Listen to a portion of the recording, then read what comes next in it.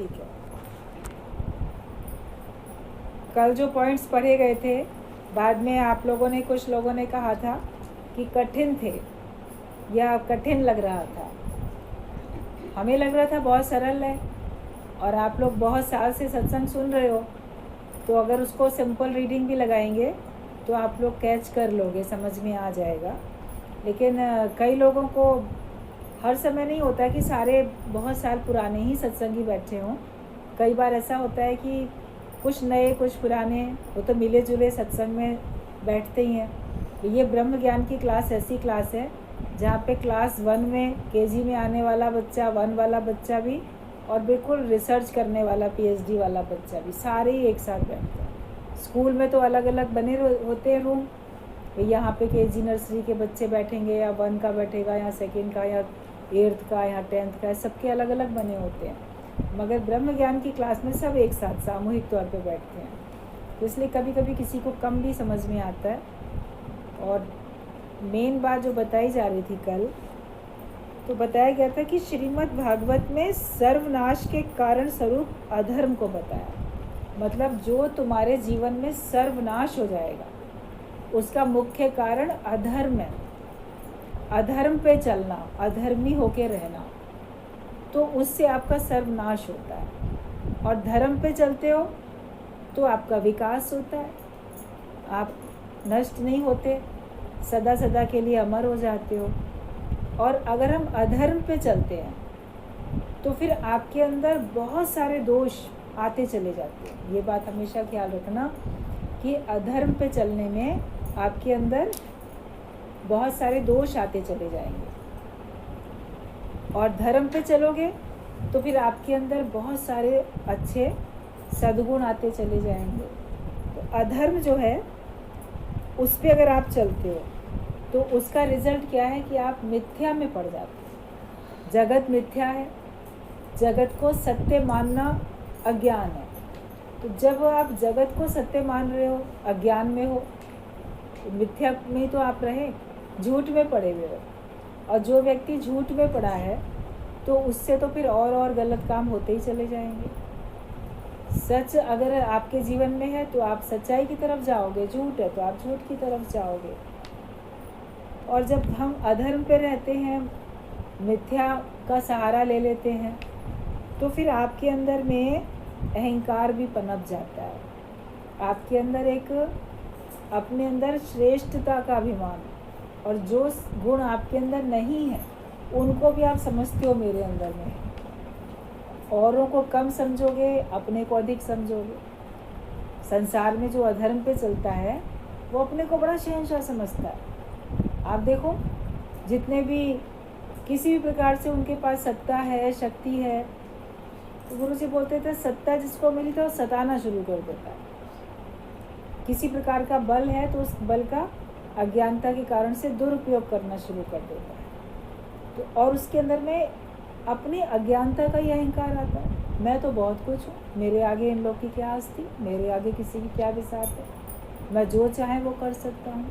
तो ये एक व्यर्थ का अहंकार उनके अंदर में आता है, और अपने को दूसरों से वो श्रेष्ठ समझते हैं। जो अधर्म पे चलेगा उसके अंदर में ये दुर्गुण आएंगे। और अगर आप धर्म पे चल रहे हो तो आप देखोगे आपके अंदर ये भाव ही नहीं होता। आप कितने नम्रता भाव में रहते हो, और दूसरे को भी वैल्यू आप दे देते हो। और जब आपके अंदर में अधर्म पे चलने पे मिथ्या का सहारा लेते हो तो फिर आपके अंदर अहंकार आता है, और माया भी आपके अंदर और बलवती हो जाती है।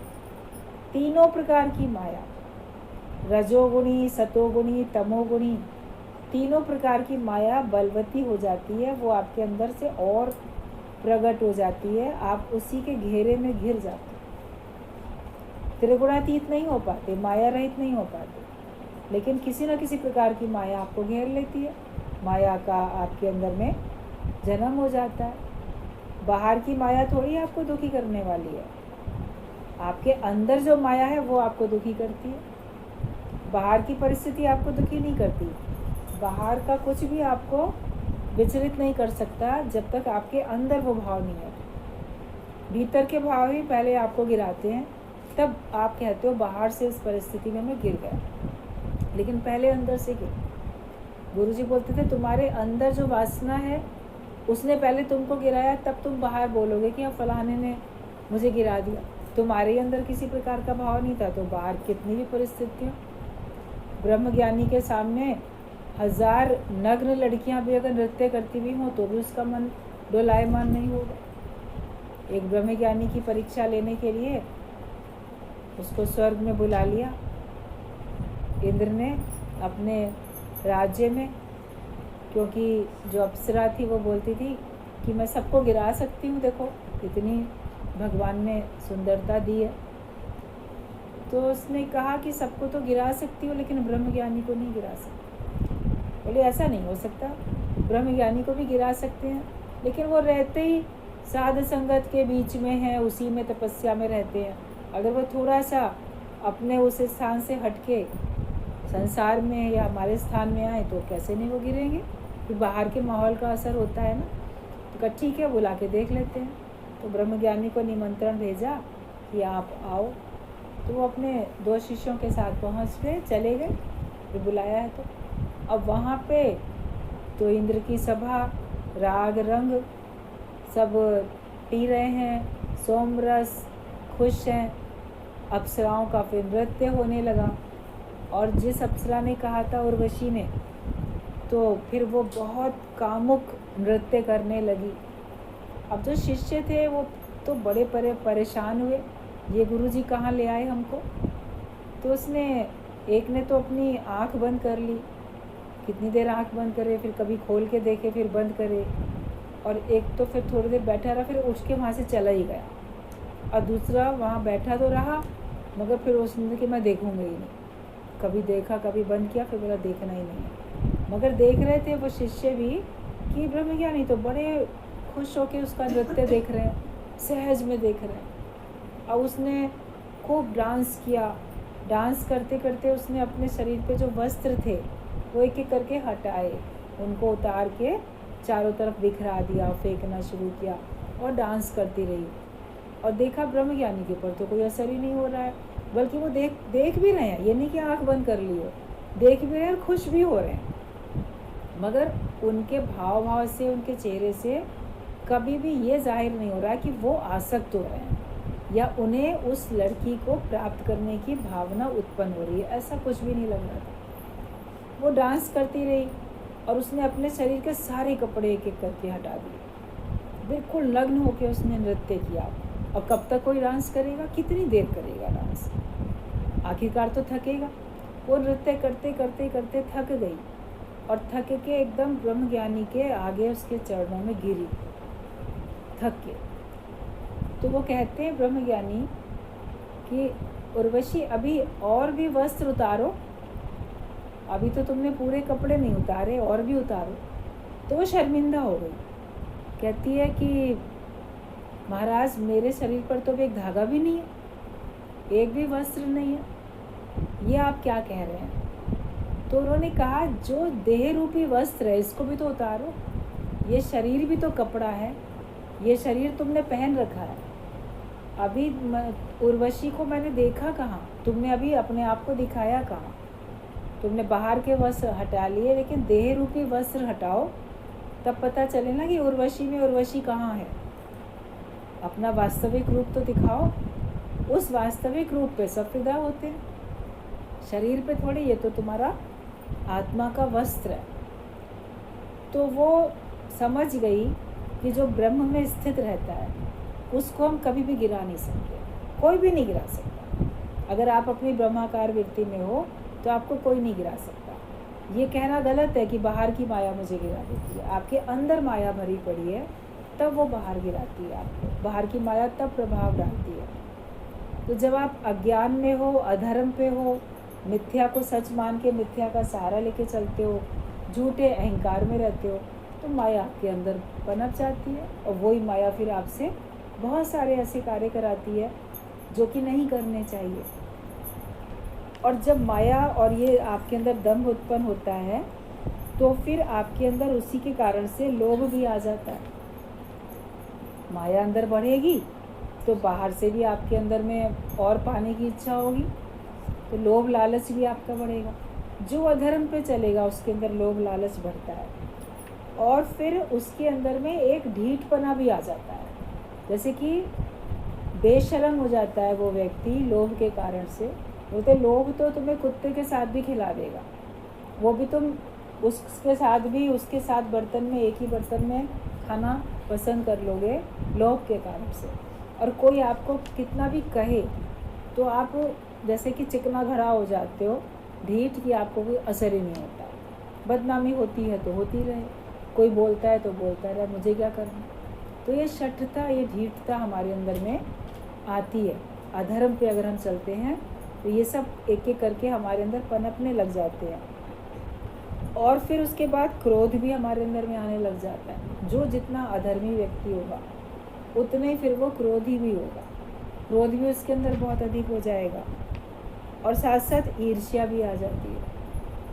आपके पास बहुत कुछ है लेकिन दूसरे के पास मेरे से अधिक क्यों है, ये ईर्ष्या की भावना आ जाती है। तो इस ईर्ष्या की भावना को जब तक आप अधर्म पे हो तब तक आप अलग नहीं कर सकते अपने आप से। और ये कितना गिराती है, लोभ, काम, क्रोध, लोभ, मोह, अहंकार, सारे विकार आपको गिराते ही तो हैं, गिरावट की ओर लेके जाते हैं। तो क्रोध भी उत्पन्न होता है, ईर्ष्या भी उत्पन्न हो जाती है, और उसी से फिर आपके अंदर में कलह क्लेश भी आता है। बाहर से आप कितने भी अपने को सुखी बताओ, दूसरे के सामने जताओ, लेकिन अंदर आपके हलचल बेचैनी रहती है। अगर आप क्रोध में हो, ईर्ष्या में हो, तो आपके अंदर तो आग जल ही रही है। बिना आग जले संसार, जो आपके अंदर आग जलती रहती है। तो उससे कलह आपके अंदर में ही है। बाहर का कलयुग, आपके अंदर कलयुग, कलह क्लेश का आपका युग बन जाता है।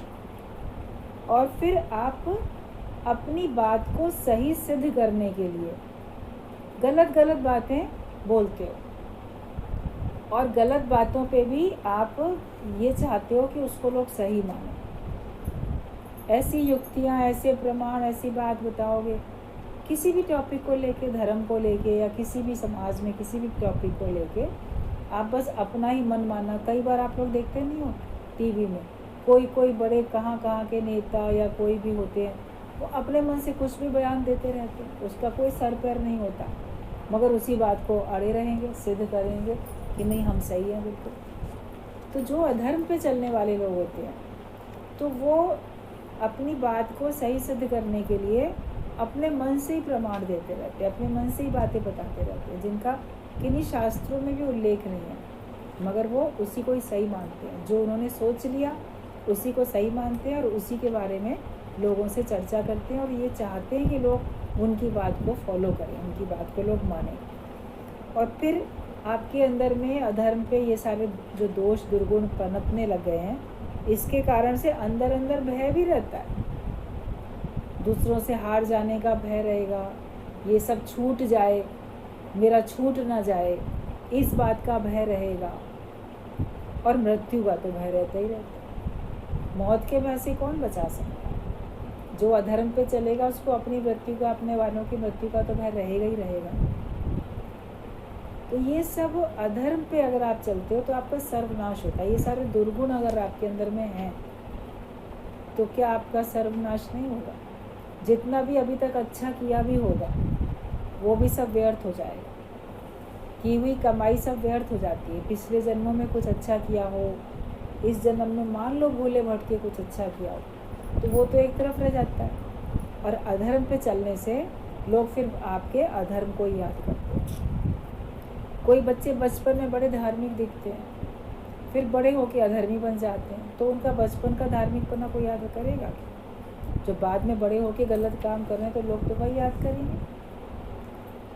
तो अधर्म पे कभी भी हमें चलना नहीं है, हमको अपने धर्म पे चलना है। और धर्म कोई हिंदू, मुसलमान, सिख, ईसाई वाला धर्म वास्तविक धर्म नहीं है। मानव धर्म जो है वास्तविक धर्म है।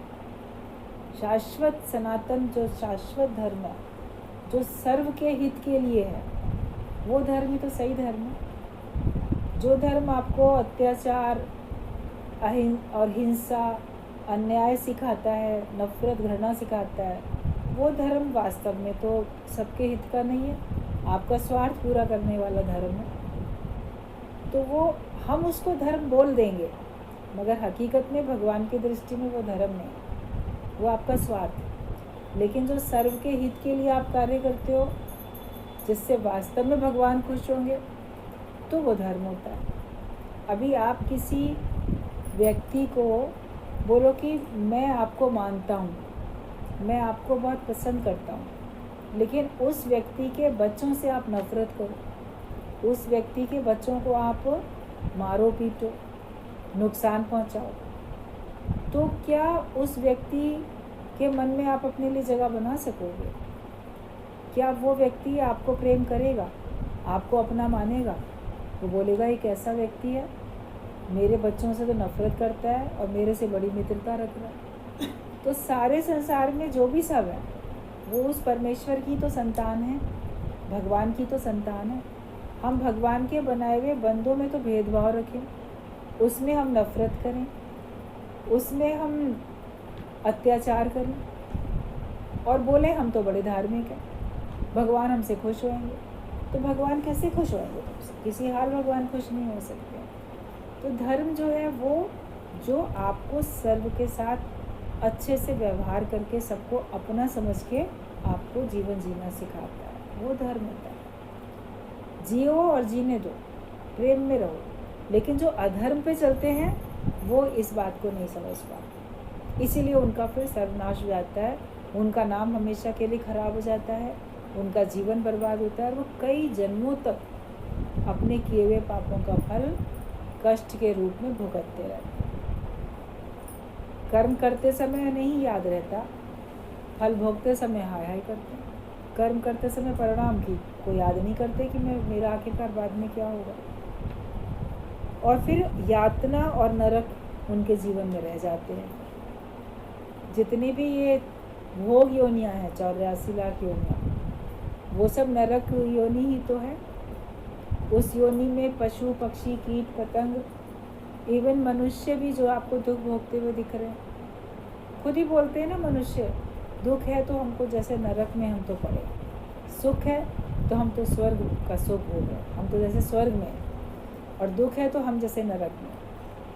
तो जो अधर्म पे चलेगा उसके जीवन में यातनाएं और नरक अंत में मिलना ही मिलना है उसको। जो भी अधर्म पे चलेगा उससे हमें बचना है। भगवत गीता बताती है कि अधर्म पे चलोगे तो सर्वनाश हो जाएगा, उससे अधर्म पे चलने से ये सारे दोष तुम्हारे अंदर आ जाएंगे और इससे जुड़े हुए बाकी सारे नाम तो 2-4 बता दिए गए, 2-4 बात बोल दी गई, कुछ दुर्गुणों का वर्णन हो गया, मगर इन्हीं से कनेक्टेड तो बाकी संसार में जितने भी दोष हैं सब इसी से जुड़े हुए। तो इसलिए मनुष्य को अधर्म पे नहीं चलना है, उसको अपने धर्म के बारे में जानकारी होनी चाहिए और सही धर्म का ज्ञान उसको होना चाहिए। और धर्म पे अगर हम चलते हैं, ब्रह्मज्ञानी गुरु हमको मिल जाते हैं, हमको धर्म पे चलना सिखा देते हैं। तो अगर धर्म है तो फिर आप सत्य को समझो, और सत्य कौन है? ब्रह्म सत्य है। जगत तो मिथ्या है, जगत का आसरा आप लोगे नहीं। आप अगर धर्म पे टिके हो तो आप परमात्मा का आसरा लेते हो, ब्रह्म का सहारा ले लेते हो, उसी की तरफ आपकी दृष्टि होती है। जब आप भगवान की तरफ नज़र रखते हो धर्म पे चलने में, तो फिर आपके अंदर में सद्गुण उत्पन्न होते हैं। अधर्म पे चलने में दुर्गुण उत्पन्न होंगे और धर्म पे चलने में आपके अंदर अच्छे गुण उत्पन्न होते हैं। तो जो अच्छे गुण हैं, तो श्रद्धा, जब आप धर्म पे चलते हो तो आपके अंदर में श्रद्धा उत्पन्न होती है, और श्रद्धा के कारण से ही आपको सत्य की प्राप्ति है। अगर आपके अंदर श्रद्धा ना हो तो आप ये सत्संग में आके सत्य का ज्ञान अर्जित कर नहीं सकते। श्रद्धावान लभते ज्ञानम बोला गया कि श्रद्धावान को ही ज्ञान का लाभ मिलता है। तो आते आते तो पहले श्रद्धा पनपती है, इसीलिए एक भजन की लाइन आती है, श्रद्धा की रूठी हुई देवी मना के देख, अंतःकरण में ज्ञान की ज्योति जला के देख। अपने अंतःकरण में ज्ञान की ज्योति जलाओ, और जो तुम्हारी श्रद्धा रूठ गई थी उसको मनाओ।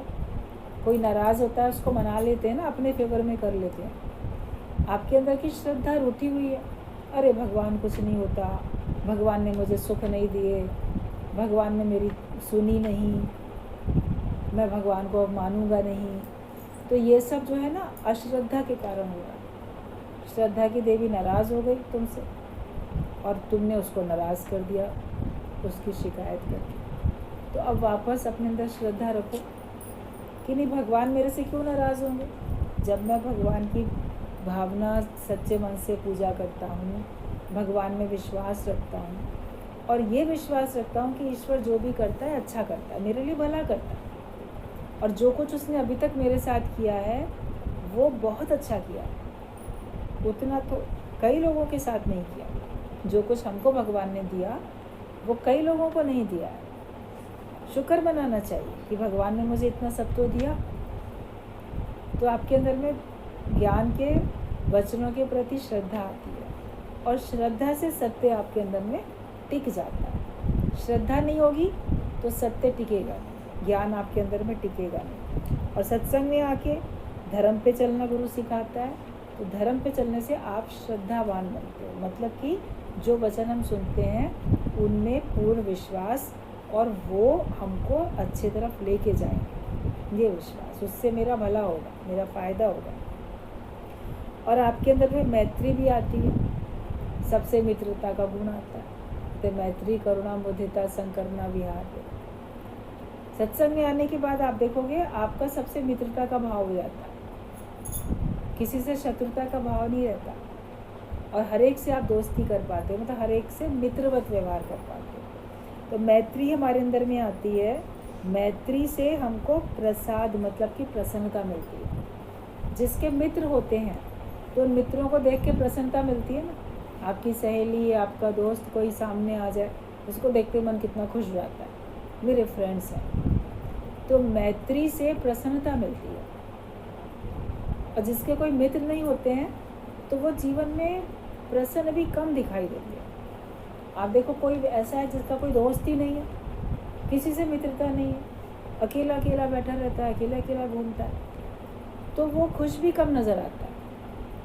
और जिसके मित्र होते हैं वो प्रसन्न भी ज़्यादा दिखता है। अभी सत्संग में आने लगते हो, सारे सत्संगियों से हमारी मित्रता हो जाती है तो हम ज़्यादा खुश दिखते हैं ना। कोई भी कहीं दिख जाएगा, उसको देखते ही आपको कितनी खुशी आएगी, मन में भरपूरता रहती है कि देखो ये सब मेरे सच्चे मित्र हैं जिनमें कोई स्वार्थ नहीं है। बाकी औरों में स्वार्थ हो सकता है, कोई आपके पैसे के कारण आपको मित्रता करेगा, कोई आपके पद के कारण से आपके साथ मित्रता रखेगा, कोई किसी वजह से।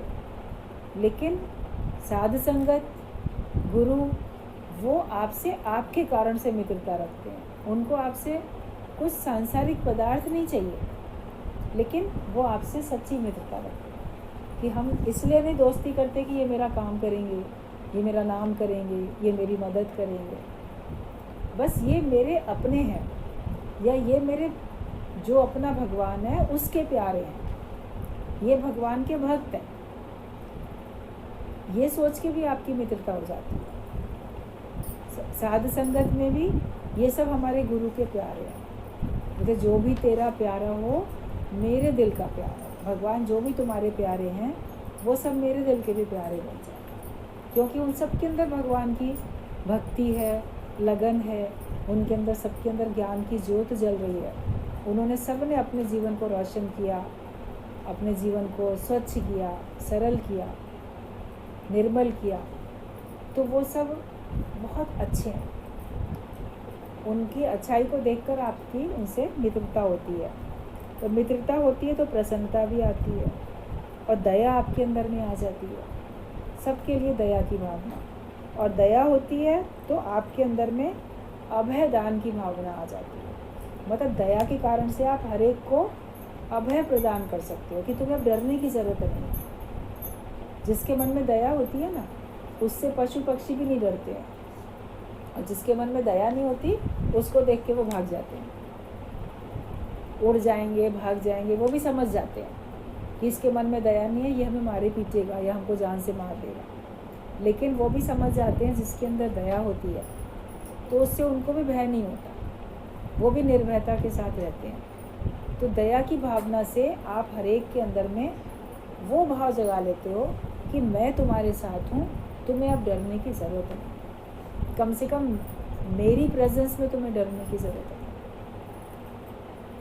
जो भी पालते हैं पशुओं को, अगर आपने कुत्ता पाला है तो आप देखो वो अपने मालिक के साथ होता है तो कितना निश्चिंत होता है, और वो देखेगा मेरा मालिक साथ में खड़ा है तो दौड़ के दूसरों को काटने भौंकने चला भी जाएगा, हमारा ये बचा लेगा, मेरा मालिक तो मेरे साथ है। अकेला होगा तो शायद फिर भी थोड़ा सोचे, लेकिन अगर मालिक साथ में है तो उसकी ताकत बहुत बढ़ जाती है, बड़ी हिम्मत बढ़ जाती है। तो ये मनुष्य के अंदर दया की भावना उसको ये है कि ये मेरे प्रति दयालु है, ये मेरा मालिक है, ये मेरे प्रति दयालु है, उसके कारण से उसको भय नहीं होता। जिसको भी आप अपना समझते हो कि उसके कारण से आपको फिर भय नहीं होता। तो आपके मन में दया की भावना अगर है तो फिर आप ये देखोगे कि जो भी आपके संपर्क में आएंगे उनके अंदर में भय खत्म हो जाएगा कि ये तो मेरे साथ है ना, गुरु मेरे साथ है, साथ संगत मेरे साथ है, या ये व्यक्ति मेरे साथ है, तो फिर मुझे डरने की क्या ज़रूरत है। गुरु के संपर्क में आने से आपके अंदर का भय समाप्त हो जाता है, जब क्योंकि उसके मन में आपके प्रति दया है, करुणा है। सबके लिए दया की भावना रखो। वैज्ञानिकों ने शोध किए, पेड़ पौधे तक के ऊपर में शोध किए, और उसका रिजल्ट ये बना के बताया, प्रमाणित हो गया कि पेड़ पौधे भी, कोई अगर उसका माली उन गमलों के पास गया, कमरे में रखे गए, और वो उनको जाके बड़े प्यार से देख रहा है, सब उनके ऊपर में पानी खाद उनका अच्छा कर रहा है, तो तरंगें उसके अंदर से भी, पौधों के अंदर से भी पॉजिटिव अच्छी निकल रही हैं। और एक दूसरे व्यक्ति को भेजा तो उसने जाके बड़े नफ़रत से सबको देखा, एक आध गमला उठा के तोड़ के पटक दिया और चिल्ला रहा था, ये क्या यहाँ पे सब इतने सारे रखे हैं, तोड़ दो इनको, काट दो, फेंक दो। तो वो सब अंदर अंदर तरंगे उनमें भय वाली आने लगी। और फिर 2-4 बार इस तरह से जब किया तो जब जो उनको प्यार करता था वो उस कमरे में एंटर करे तो ऑटोमेटिकली उसमें पॉजिटिव अच्छी तरंगे आती थी, और जो कठोर व्यक्ति जाता था उसके अभी जाने पर ही, उसकी पदचाप सुनकर ही वो सारे पौधे अंदर अंदर डर के मारे कांपने लग गए। तो ये फीलिंग वैज्ञानिकों ने सब तरंगे उनकी शोध करके कैच करके प्रमाणित की कि दया की भावना जो होती है वो पेड़ पौधे तक को अभयदान कर देती है। वो भी नहीं डरते, वो भी खुश होते हैं ऐसे दयालु व्यक्ति के संपर्क में। पशु पक्षी पेड़ पौधे मनुष्य सब, तो हमारे अंदर में दया होगी तो हमारे अंदर में ये अभयदान वाली बात आ जाएगी, आपसे फिर कोई भय नहीं करेगा। और संसार में लोग होते हैं, उनको लोग देख कर ना भयभीत होते हैं, क्योंकि उसके अंदर में ऐसा भाव है, दया है ही नहीं। और दया वाला व्यक्ति आपको हमेशा एक जैसे अपना सा लगता है। तो दया होगी तो आपके अंदर में अभयदान भी होगा, मन में आपके शांति आती है, शांति का भाव आ जाता है। शांति अगर मन में है तो आपके मन का संयम बड़ी आसानी से हो जाता है। अगर आपके अंदर में शांति है तो अशांत व्यक्ति अपने मन का संयम कर सकता है, अशांत व्यक्ति ना मन का संयम कर सकता है ना अपने इंद्रियों का संयम करता है, नहीं कर सकता वो। तो शांत व्यक्ति कर सकता है। तो शांति अगर आपके जीवन में आ जाती है तो ऑटोमेटिकली आपका मन का और इंद्रियों का संयम भी हो जाता है। आप सहजता से तपस्या कर पाते हो। जिस समय आपका मन शांत है तो आपकी बुद्धि भी सही चलती है, आपके सोच विचार भी सही चलते हैं, आप सही निर्णय ले पाते हो, आप दूरदर्शी बन सकते हो। अगर आपका मन शांत है, मन अशांत है तो आप कोई निर्णय नहीं ले पाते, उलझे रहते हो, क्या करें क्या ना करें।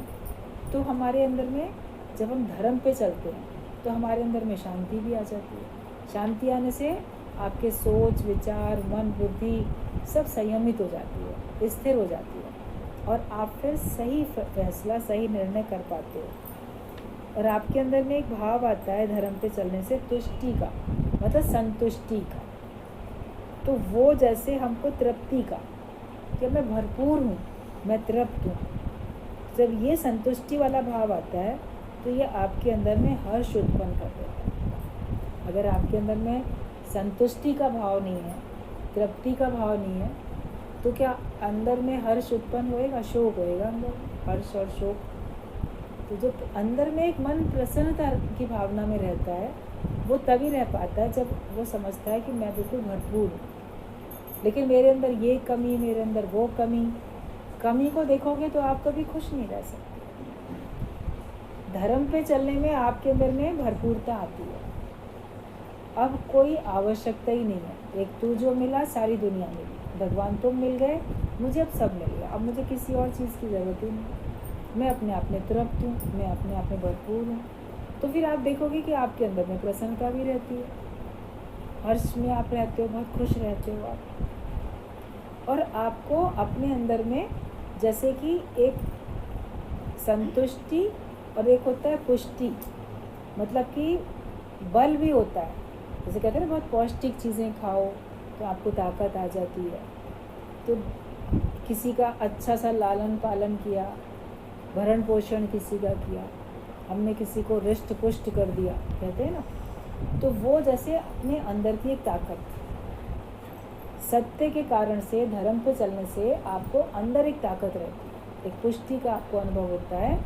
आप सत्य के बल पे आप सोच सकते हो कि मैं कुछ भी माया को, परिस्थितियों को कैसे भी करके मैं उनको अपने जीवन में से दूर कर सकता हूँ, हरा सकता हूँ। जैसे अपने अंदर आपको एक शक्ति का अनुभव होता है, और जो सत्य के कारण शक्ति होती है उससे आपको वास्तव में एक स्वाभिमान या गर्व का अनुभव होता है। एक तो गर्व होता है देह के कारण, माया के कारण, वो गिराता है। लेकिन जैसे हमें भगवान पे गर्व है, हमको अपने देश पर गर्व है, हमको फलाने पर गर्व है। जो कोई एक आपके परिवार में अगर कोई बहुत महान व्यक्ति होगा तो आप बोलोगे हमें उस पर गर्व है।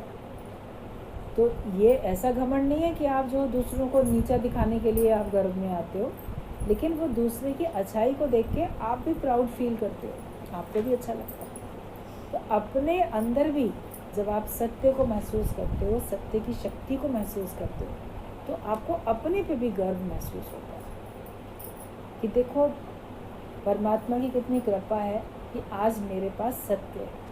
तो वो जो गर्व होता है वो आपको और मस्त रखता है, शहंशाह होके आप रहते हो। उस गर्व में आप दूसरे को सताते नहीं हो।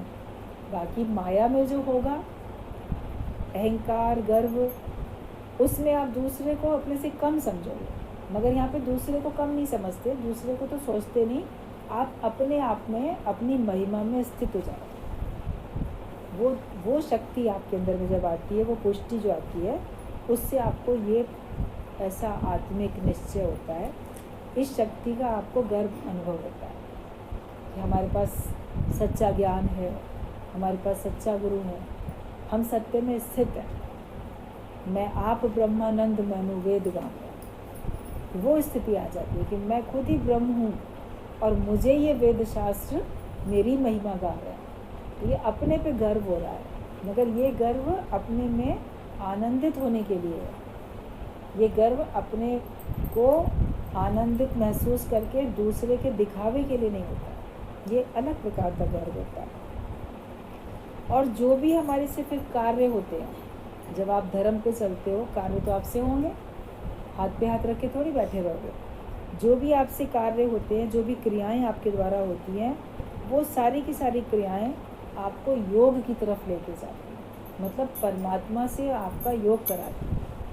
संसार में जो भी कुछ आपसे कार्य होते हैं, जो भी क्रियाएं आपसे होती हैं, वो आपको माया की तरफ लेके जाती हैं। लेकिन जब आप धर्म पे हो तो आप कुछ भी करते हुए दिखोगे, वो सब आपको भगवान की तरफ ही लेके जाएगा। वो सब आपको कहीं इधर उधर भटकाएगा नहीं, माया की तरफ लेके नहीं जाएगा। जो भी कार्य आपका होगा वो कार्य आपको भगवान से ही जोड़ेगा, तो आपका योग लगता है और आपकी फिर होती है उन्नति। ऐसी उन्नति आपकी होती है, बुद्धि आपकी अच्छी हो जाती है। जो बुद्धि होती है उससे आप वास्तविक धन इकट्ठा करते हो, आप उस बुद्धि का सही इस्तेमाल कर लेते हो। वरना तो लोग अपनी बुद्धि का इस्तेमाल बड़े गलत गलत तरीके से भी करते हैं। ज़्यादा चतुर चालाक बनेंगे। आजकल कितने क्राइम हो रहे हैं। पिछले दिनों 2-3 सत्संगी परिवारों के घरों में या सत्संगी लोगों को इस प्रकार के झूठे कॉल आए, फ़ोन आए। पुलिस वाले बोल रहे हैं, डांट डपट के बोलेंगे, तुम्हारा लड़का तो अरेस्ट हो गया है, उसको छुड़ाने के लिए 15,000 रुपये तुरंत जमा करो, ये वो। पहले आप ही से डांट डपट करके पहले आपसे ज़बरदस्ती पूछ लेंगे, कहाँ हैं तुम्हारे लड़के, क्या कर रहे हैं, कौन है, किधर है। आप घबराहट में उनके नाम पते सब बता दोगे। पूछने भी का आपको नहीं लगेगा भाई क्यों पूछ रहे हो, अरेस्ट हो गया है लड़का तुम्हारा, अरेस्ट हो गया। और डिटेल पूछोगे, अगर मान लो थोड़ा भी आपके अंदर में सेंस जग जाएगा, आप बोलोगे भी कहाँ हुआ, क्यों हुआ। एक ने कभी हमारी बात कराओ, अगर तुम्हारे पास अरेस्ट हुआ है लड़का हमारा, तो नहीं बात नहीं करा सकते, बंद है, आप पहले पैसे जमा करो तब करेंगे। इस प्रकार की बातें, या हम बात नहीं कराएंगे, या ज़्यादा उनके बारे में इंक्वायरी करोगे तो फ़ोन तब काट देंगे। सब झूठे झूठे कॉल होते हैं। तो बुद्धि तो है उनके पास, मगर उसका दुरुपयोग कर रहे हैं ना। उस बुद्धि से वो सांसारिक धन लोगों को ठग के कमा रहे हैं। लेकिन ज्ञान के बाद आपकी बुद्धि जो है वो ज्ञान का धन कमाने के लिए चलती है। आपकी बुद्धि खुराफातों में नहीं जाती। कोई भी, कितनी बार आप लोगों को बात बताई जाती है, कोई भी फ़ोन कॉल आती है तो आप अपना नाम या अपने परिवार का कोई बात क्यों बताते हो। आप बताओ तो उनके से पूछो कि तुमने फ़ोन किया है, तुम कौन हो, क्यों कर रहे हो फ़ोन। वो कुछ भी बोल दे आपसे, बोलो ठीक है, आप हमको नाम पता बता दो अपना भी, और कहाँ से बोल रहे, हम वहीं पहुँच जाएंगे। जो हमें करना होगा वहीं करेंगे, आमने सामने। पैसा भी देना होगा, अपने बच्चों को छुड़ाना भी होगा, या जो भी होगा, तो हम तुम्हारी बात क्यों माने। कोई भी अननोन नंबर आता है जो आपके मोबाइल में नाम से फीड नहीं है, उसको अटेंड करने से पहले ही सोच लो कि वो फ्रॉड होगा। उसको मिथ्या भावना से उठा के सुनो, सत्य भावना से क्यों सुनते हो। और फिर स्थिरता से सुनो। जो बात पूछता है वो बताओ नहीं, उसी की पूछ लो और बंद कर दो फोन। कभी आपके परिवार के लोगों की आवाज़ बना के भी लोग बोल लेते हैं, कभी कैसे बोलते हैं। तो ठगी तो बहुत हो रही है संसार में। बुद्धि है मगर उसका कितना दुरुपयोग हो रहा है। बाकी सत्संग में भी सबको सावधानी रखनी है, किसी की बात में नहीं आना। किसी भी ऑफिस से मैं बोल रहा हूँ तो बोलो हम ऑफिस में जाके बात करेंगे, जमा भी करना है पैसा तो वहीं हम खुद जाके जमा करेंगे, या हम बैंक में जाके खुद बात करेंगे।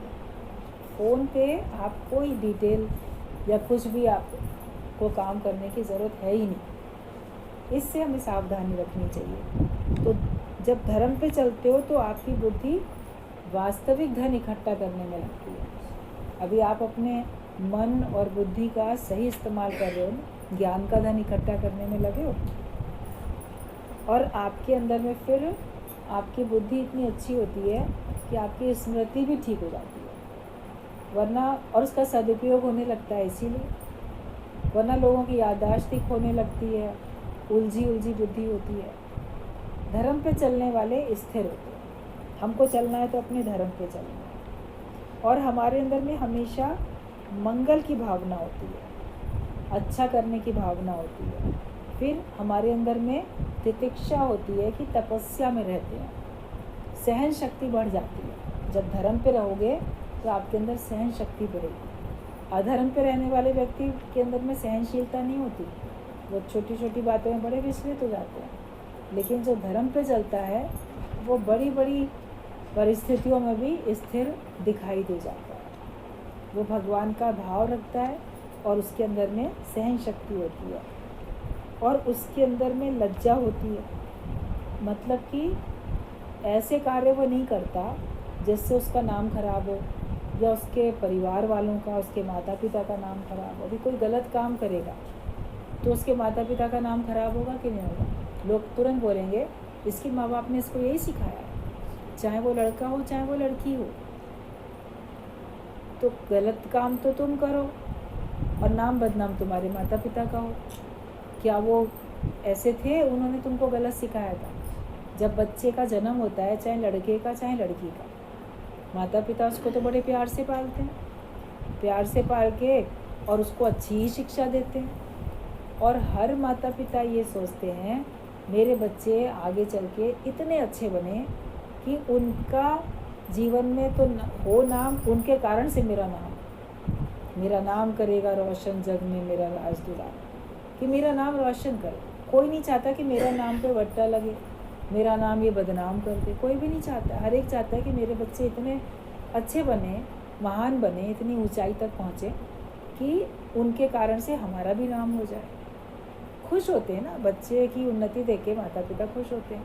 लेकिन अगर वो बच्चे इस प्रकार की हरकतें करेंगे, अपराध करेंगे, ठगी करेंगे, बेईमानी करेंगे, तो फिर उनके तो माता पिता का, परिवार का, कुल का, जाति का, देश का, सबका नाम खराब होगा।